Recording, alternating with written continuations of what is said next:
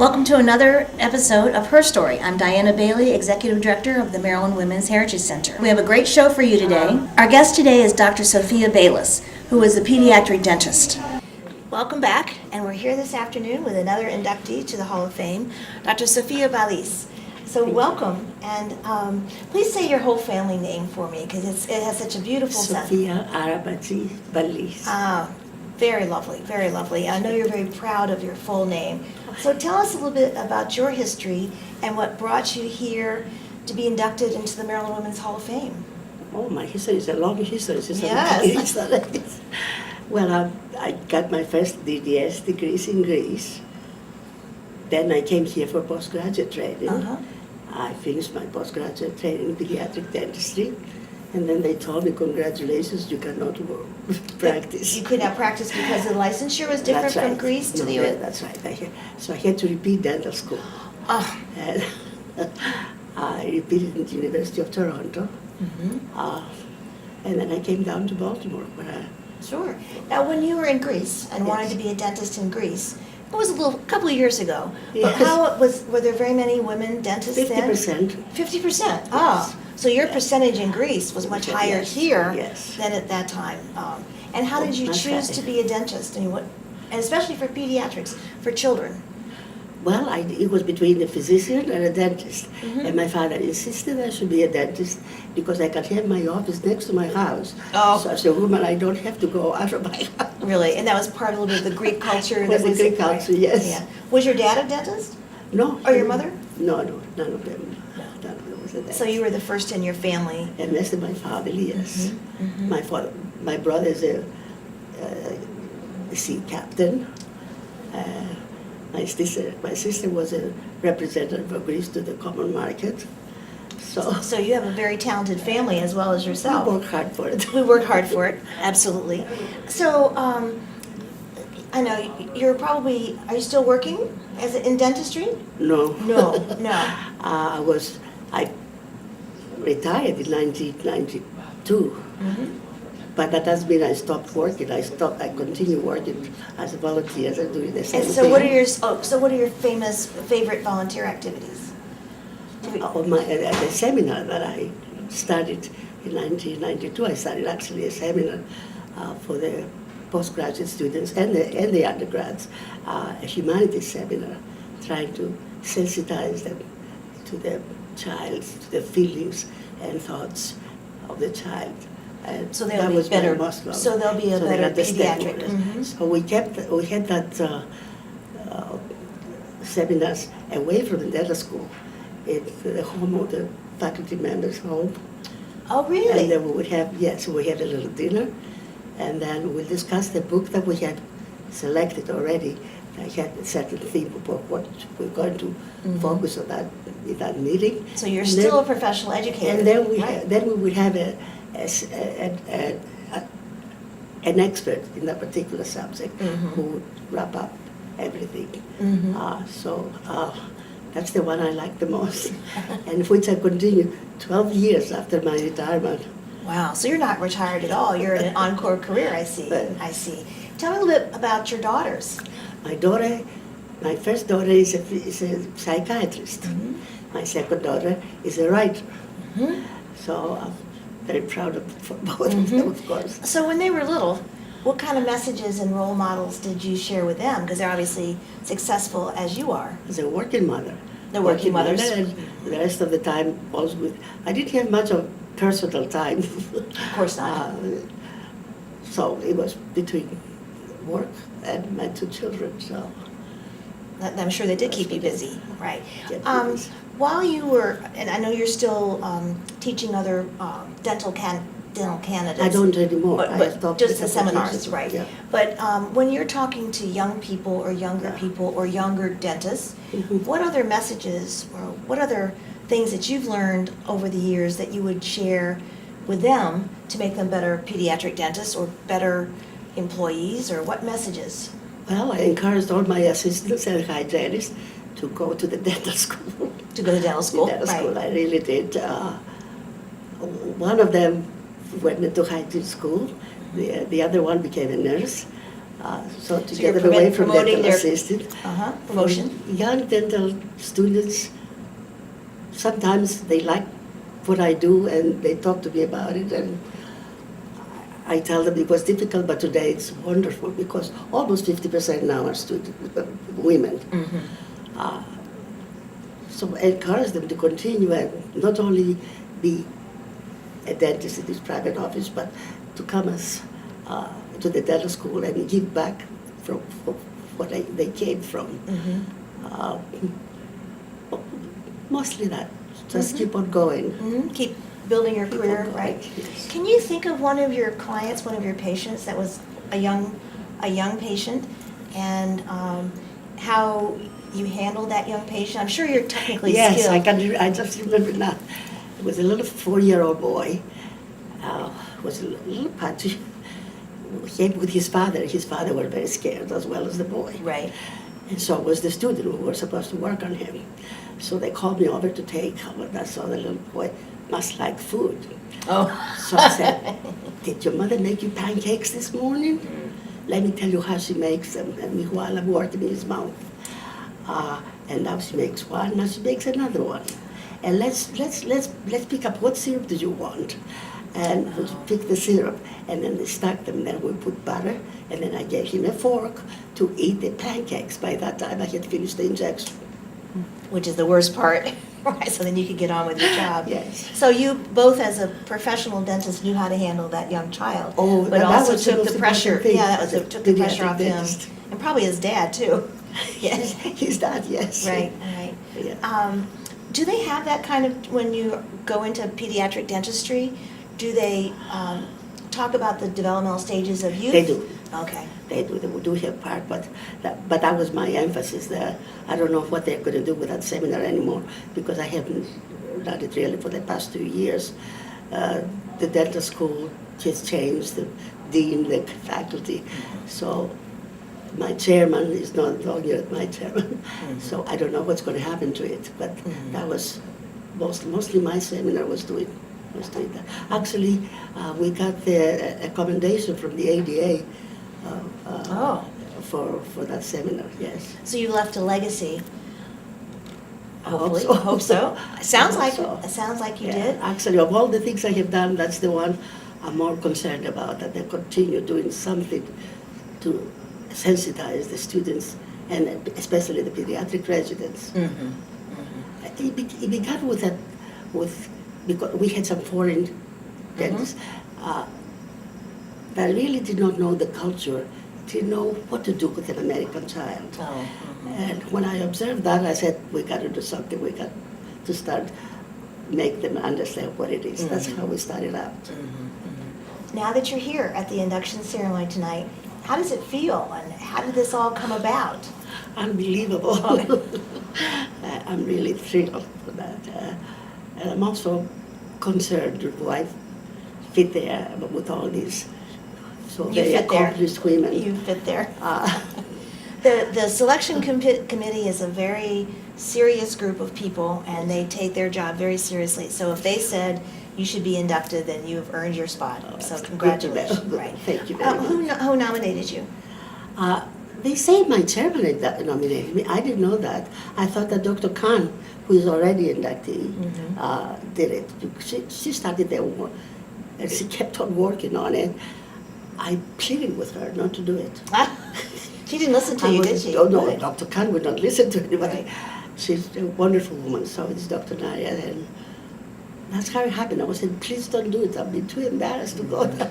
Were you one of her mentors as well?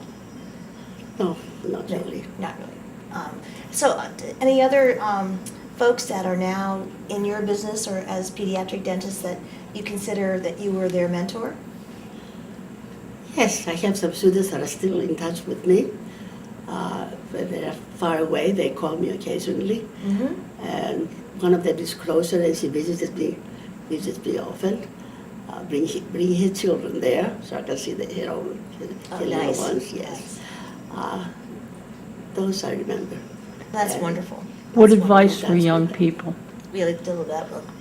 Is there any other advice you have for young people either going into dentistry or just young people in general, particularly young women? Yeah, dentistry is a wonderful profession, and it fits both for men and women, and it has a lot of possibilities for more improvement, and I think it's a very satisfying, very rewarding profession. And what about, you mentioned before you had to balance raising your children and working. Yes. So anything, another message about I how had you to have survived that and got through I had a that? full-time housekeeper. Sometimes I was saying, I take my salary and give it to her. But I was doing what I wanted. And children and dentistry combined together, for me, was wonderful. I couldn't have been better. So you had a great balance of those two. That's wonderful. Well, congratulations again on being Thank you inducted so into the much. Hall of Fame. And we'll be right back. And I am delighted to introduce to you the Mistress of Ceremony and Employment, Annapolis City Alderman Sheila Burleson. Sheila is an educator, community activist, city legislator, and honors us tonight with her presence. Sheila. Thank you. Good evening. How's everybody? It's a pleasure to be with you. And Wanda, thank you for that introduction. This is such a special occasion, so it truly is a pleasure for me to be your Mistress of Ceremony this evening. I have to put on my glasses because I'm of that age. Every year in March, we recognize women whose achievements are historic in significance and whose accomplishments help us to advance the rights of women and girls. Each year in June, the Commission of Women has recognized girls in middle and high school with records of academic achievement, outstanding leadership, and extraordinary community service. Tonight, for the first time, these two programs have joined together for a single honoring of women and girls. Tonight, we will induct 6 amazing women into the Maryland Women's Hall of Fame, and we will award 5 young women, future leaders, every one of them, as Maryland Women of Tomorrow. Generations of excellence, a legacy of leadership. That's the theme of the evening's event.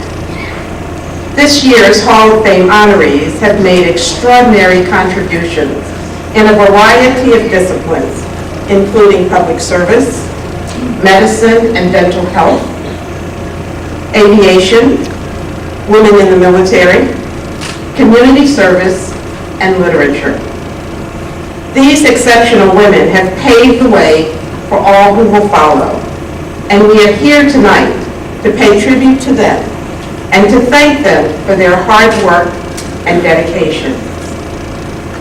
We're also here to recognize the next generation of leaders, our women of tomorrow, who have already demonstrated their talent and their accomplishments and their dedication to service, even at such young ages. And we want to honor these students for their hard work and to encourage them to continue that journey to excellence. But first, I'd like to introduce you to another extraordinary woman. Lee Betchew is chairman of the Women Commission, the Maryland Commission of Women. Lee?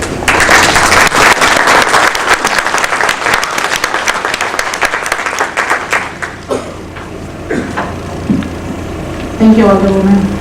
And welcome, everyone. I am so proud to lead the Maryland Commission for Women in its work to advance the status of Maryland women and girls. There are so many distinguished guests with us this evening. Ms. Julie Hathaway-Richfield, Deputy Chief of Staff, is representing Brown and Hogan this evening. Ms. Hathaway-Richfield, thank you so much for joining us.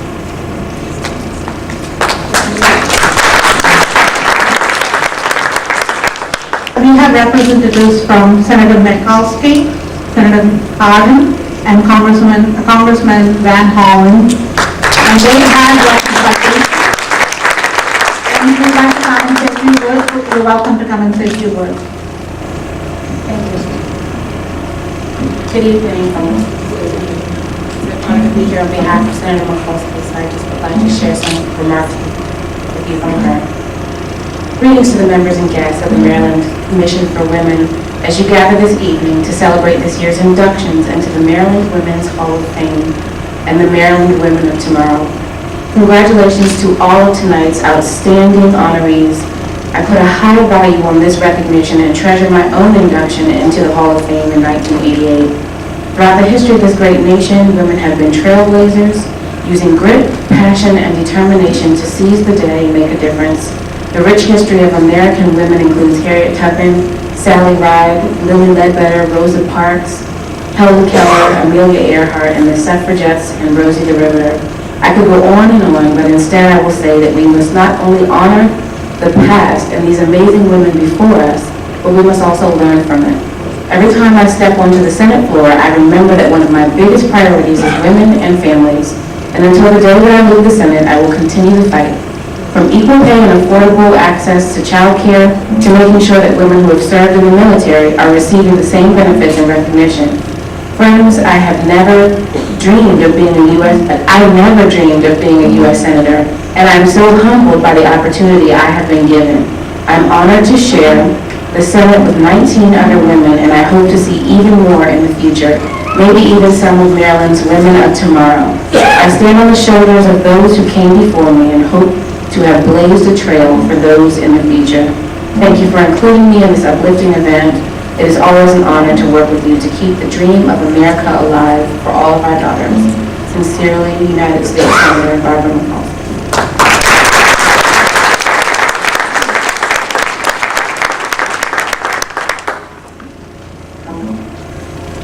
Senator Card is very sorry that he can't be here tonight to join you, but I am very honored to represent him.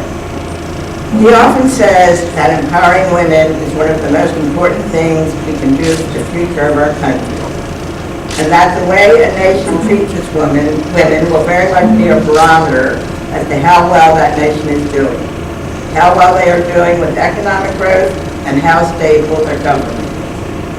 Senator Cardin has worked to ensure that gender equity is a priority. He is the lead Senate sponsor of a joint resolution to remove a timetable for ratification of equal rights amendment. He strongly believes that an arbitrary deadline for state ratification of the ERA should not stand in the way of equal rights for women. From his earliest days in elected office, Senator Ben Cardin has shown a willingness to stand up and fight for women's rights. He is proud of his record and looks forward to the opportunity to extend it in the years to come. He knows that there is much progress still to be made in order for women to receive the full and equal benefits of citizenship that they deserve. He will continue working to close the wage gap, protect reproductive rights, and promote equal protection and opportunity for all Americans. As a proud husband, father, grandfather to strong women, he has asked me to extend his congratulations and thanks to the work that the women and girls here that are being honored tonight.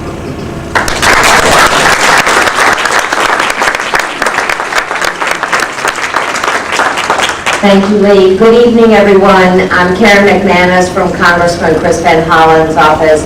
Congressman Van Hollen sends his warmest regards to everyone, and particularly to the honorees this evening, the Hall of Fame and the Women of Tomorrow honorees.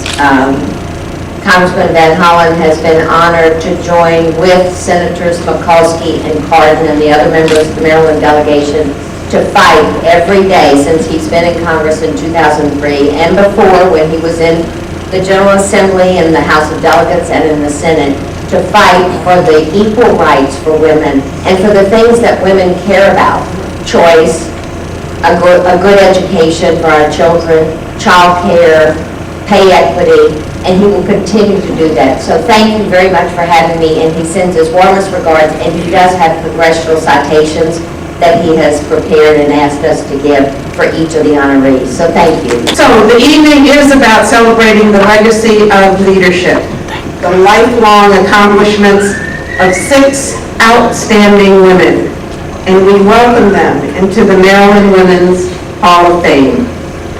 The time has come now to recognize each of this year's honorees. Chairman Chair Lee Bachu and 2016 Chair Diane Williams will present the awards, and Samantha Blizzard will present citations from Governor Larry Hogan for each of our inductees. I ask them to join me now as I introduce each of the women honored this evening. Our first honoree is Dr. Sophia Arabatzis Balis. Will you please join us?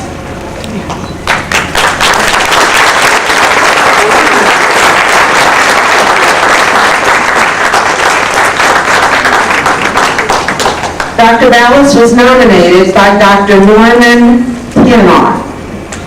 Born in Athens, Greece, Dr. Balis earned her first doctorate of dental surgery in 1957.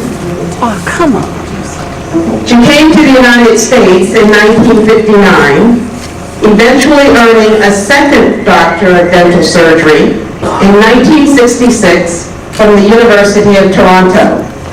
She was appointed by assistant professor at the University of Maryland School of Dentistry in 1966, becoming the first woman ever to be appointed to the previously all-male faculty. Her career there has spanned 4 decades and included many distinguished honors and accomplishments. In fact, it was Dr. Balis who first initiated the use of fluoride applications to prevent cavities in children in Baltimore, now a universal practice. She has continued teaching long after her retirement and has been a tireless advocate of dental health education, especially for the disadvantaged. It is for all this and so much more that we induct Dr. Balis into the Maryland Women's Hall of Fame. Congratulations, Dr. Balis. You're very well deserved. Would you like to say a few words? I'll come to you. I'll come to you. Yes. It's a little more than a few words. Okay, it's a little more than a few words. It's okay. You want to just turn around where you are? Oh, I thought yes. Okay, well, shall I come to the podium? Absolutely.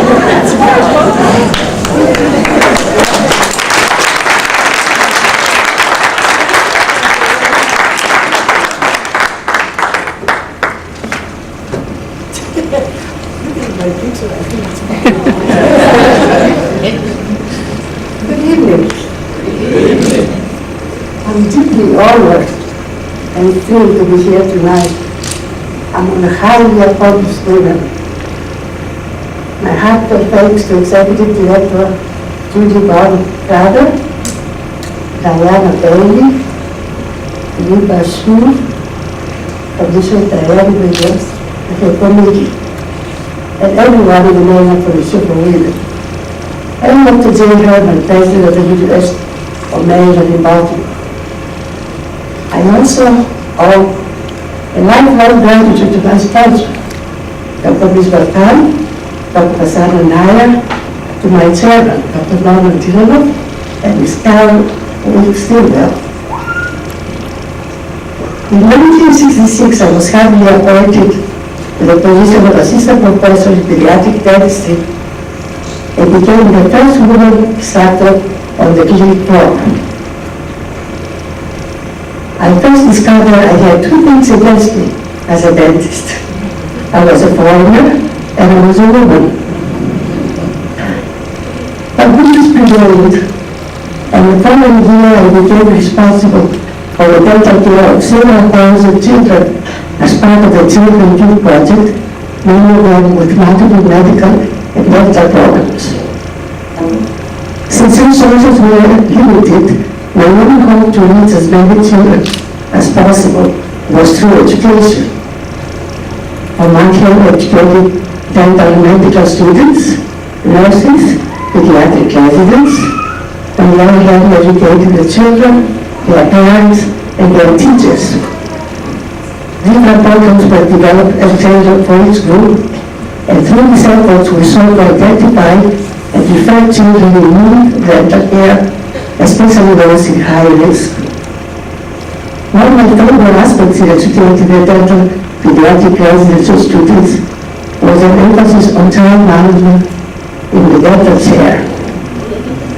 My aim was to sensitize them to the needs and feelings of the children, to see the process from their point of view, and to treat them accordingly as individuals with dignity and tenderness. So in 1992, I started a humanity seminar series that consisted of identifying a literary book whose story centered around the life of a child. A group of faculty, residents, and students would gather at the faculty members' hall and away from the tensions of the dental school, and after dinner we discussed the book, which, however, in light of the chosen topic of the day, can listen to the experts round it out the discussion. In fact, Dr. Khan and Dr. Maya were both served as experts over the years.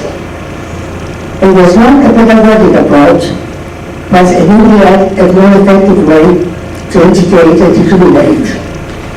It was, for instance, that the University of Maryland Pediatric Dentistry got a commendation to the ADA Accreditation Committee.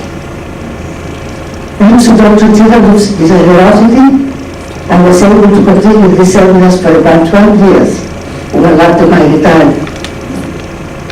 And now I'm honored and humbled to end my career in this way, with all of you here at my Sophia. I also raised two awesome daughters.